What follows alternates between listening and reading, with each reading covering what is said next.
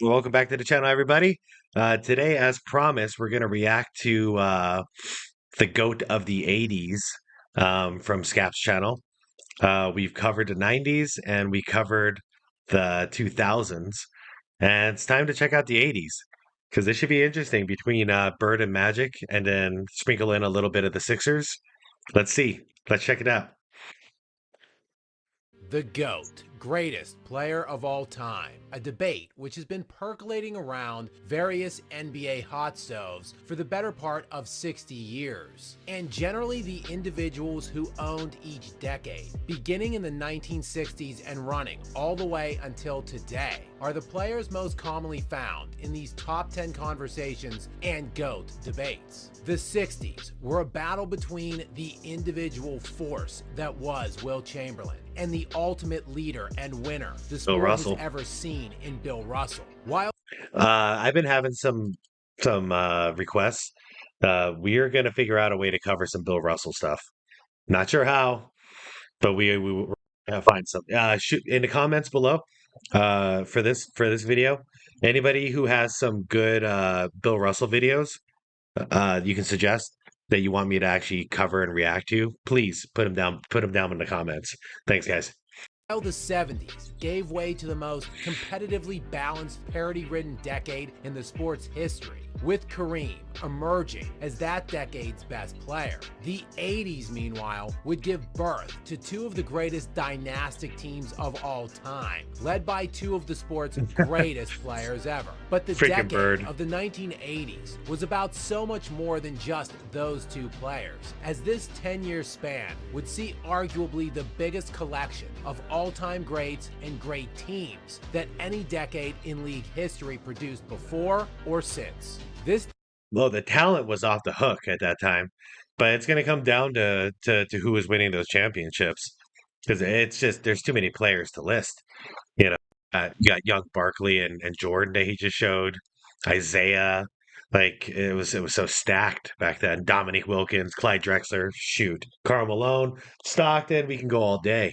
decade saw one of the greatest teams in NBA Moses history, Malone. the 82-83 Philadelphia 76ers, which had perhaps the greatest single-season Oh, playoff geez, run yeah, of all Dr. J was time, still running kicking. through the postseason that year with a 12-1 record, including a 4-game sweep in the NBA Finals of the Magic and Kareem LA Lakers. The Sixers that season paired legendary Julius Erving alongside Moses Malone, who was named both Finals and League MVP that season.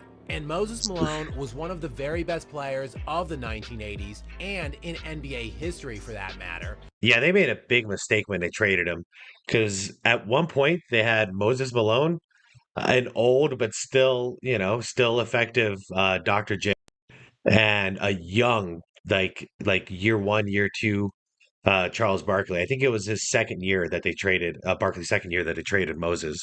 But could you imagine? Because Moses still had another like 4 or 5 solid years after the Sixers traded him. They could have won some rings. They could have won some rings with Charles Barkley, and then we would have taken him a lot more serious.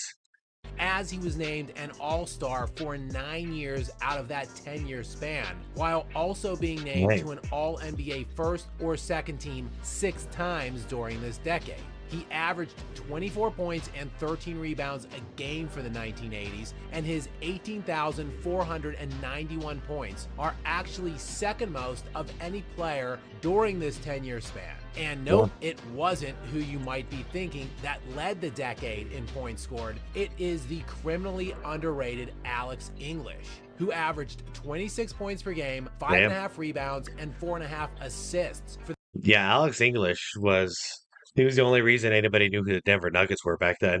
But let's be fair, Scap. The reason it wasn't Jordan was was drafted in what, 84? So that's not fair, man. He only got 6 years. Because he would have been.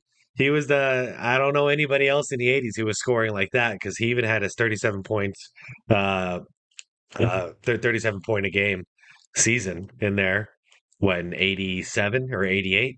for the 1980s, while leading all scorers during this 10-year span with 21,133 total Poor guy points. wasted his English made career an in Denver. All-Star team 8 times during this decade, while being named to 3 All-NBA teams. The 80s would also see the rise of the bad boy Pistons. Real quick, you know what's sad is, I mean, I bet a lot of people have no idea who the hell he is, but I think in another 20, 30 years, we're going to feel the same exact way about someone like Carmelo Anthony, you know, because they didn't get to win the way they deserve to win. So we're just going to forget about him, you know? I remember him just because I grew up watching him. So the people who grew up watching Melo, sure.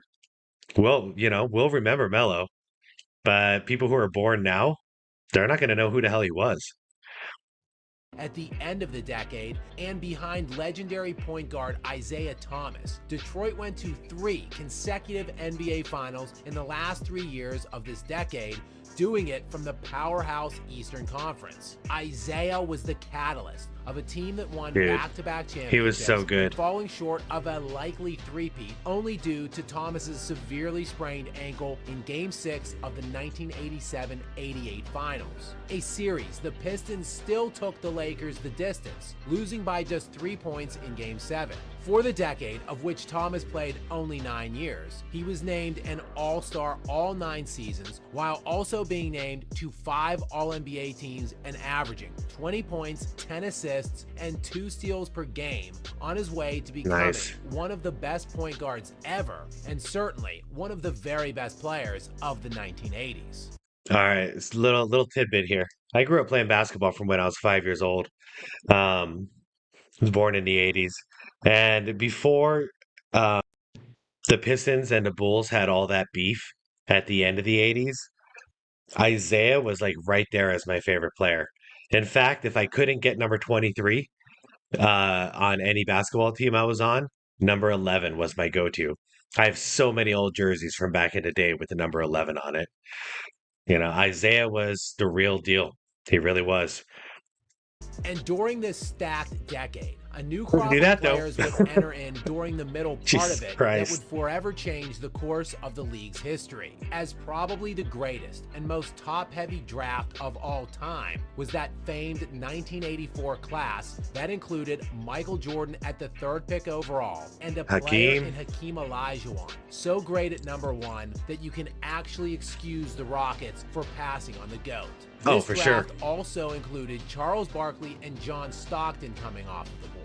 And while Hakeem and Jordan, I think Malone was drafted 1 year earlier, wouldn't really come to own a decade until the next one, since they each only played 6 of the 10 years of the 80s, Jordan certainly would make a resounding statement during this decade, as he was named an All-Star in all 6 seasons, even his rookie year, while producing gaudy individual statistical averages for the decade of 33 points per game, 6 assists, 6 rebounds, and nearly 3 steals. That answers that question. Yep. Sorry, Alex. Jordan would have won that if he just took years play in the 80s. And that's a young buck right there putting up those numbers. The most impressive, the one that sticks out the most, is the 3 steals a game. The guy's putting up 33 points as it is. He's passing the ball. He's getting those hustle rebounds, but 3 steals a game on the other end. And this isn't even showing his blocks. He probably had 2 blocks a game like he did his whole career. Freaking guy. I don't know how he had so much energy. The 32.8 points per game was easily the highest scoring average in this decade and is actually the 2nd highest for any decade ever, behind only Wilt's average during the 1960s. Jordan was named All-NBA First Team in 4 of the 6 years he played in during this decade, and All-NBA Second Team in just his rookie year. He was also named All-NBA First Team Defense for 3 straight seasons to end the decade of the 80s, while leading the league in scoring for the final 4 straight years from 1986 to 1989. While Jordan totally dominated this decade from an individual standpoint, the years he Yeah, actually Scap, played, he only don't played get me half of the distracted with decade, MJ. as It he was wasn't his drafted decade. in '84 and then missed what turned out to be nearly his entire second season, playing only 18 games after breaking his foot early in the 1985-86 season. And during the 5 full years he actually played in during the 1980s, while Okay, this just makes me think of something. Think about it. Jordan basically had 5 full years in the NBA, and well, he went on his crusade of winning 6 titles. So 5 years to figure it out, build a team, all that stuff, and then next thing you know was the '90s because he only had 5 full years in the '80s, and then he fucking dominated. Like it didn't take him that long to figure it out. lighting the league on fire from an individual standpoint, Jesus, none game of winner. that translated into team success. Not until the next decade of the 90s, that is. Now, as great as Jordan was individually, this decade obviously comes down to two guys. The Yep, guys that revolutionized the league at the time and put drafted the in NBA '78. on the map during the 1980s. Bird and Magic, Magic and Bird. Larry Bird, who was drafted with the number 6 overall pick in the 1978 draft by the Boston Celtics at the age of 22, but opted instead to return to Indiana State for his senior year in college and forego entry into the NBA until the following 1979 season. And in that senior year at Indiana State, he would end up facing the Michigan State Spartans and Magic Johnson in the 1978-79 NCAA championship game. Magic would then, of course, be drafted with the first pick of the 1979 NBA draft, and the Well, Bird and 79. Magic Why did I think it era was would 78? officially begin, with these two players being intrinsically connected. You guys, if there's any old heads in here, do you guys remember a Super Nintendo game that was literally titled, it was the Boston Celtics, the Los Angeles Lakers. It was from EA Sports way back in the day, and this was the same company that ended up being NBA Live after a point. But I don't know. It's just a flashback I had in my head, like how classic this was. The Celtics and the Lakers. Freaking video game named after it.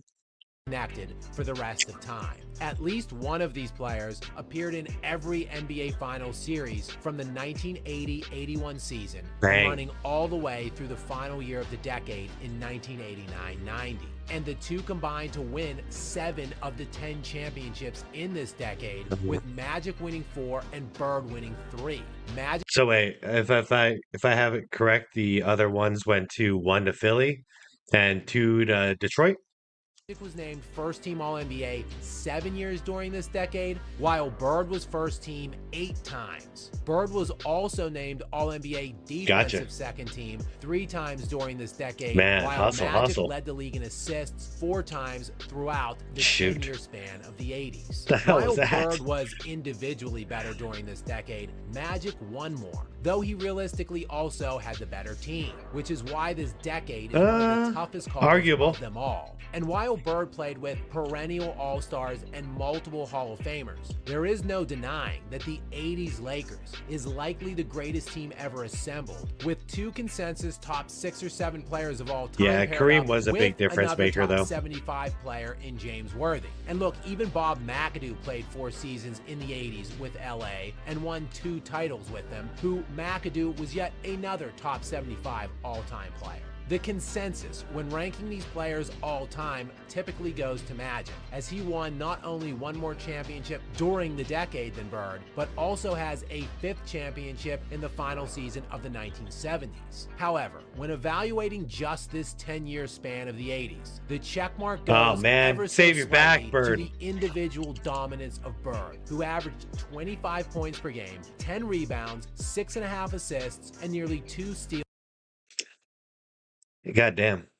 See why is Larry Bird getting as many rebounds as Shaq was getting in the 2000s? Why was he pulling that off in the 80s, except for the fact that he hustled more?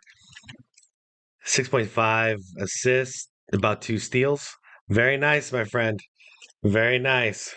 Doesn't look like he can play. It's like Dirk. You don't look like you can play ball, but damn, you were good.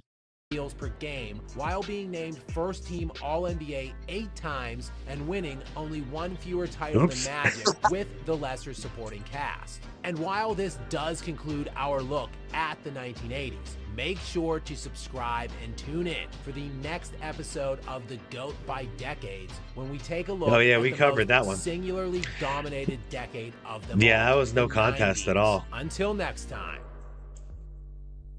All right. Thanks for watching, guys. That was a fun one. Went pretty much as expected. I mean, it got split, a couple to Detroit, one to Philly, and the rest were split between the Lakers and the Celtics. But Magic basically gets to own the 80's, just slightly, but he gets to own it. Thanks for watching, everybody. What do you guys think? Uh, I mean, I know we're probably all going to agree on a general consensus. So let's talk about this in the comments. What do you guys think the 76ers could have become if they didn't trade Moses Malone when they did? So they would have had Dr. J still playing, a young a young and hungry Charles Barkley, and Moses Malone still kicking ass like right off of an MVP year and a championship year. All right, guys. Thanks for watching, and I'll see you on the next one. Peace.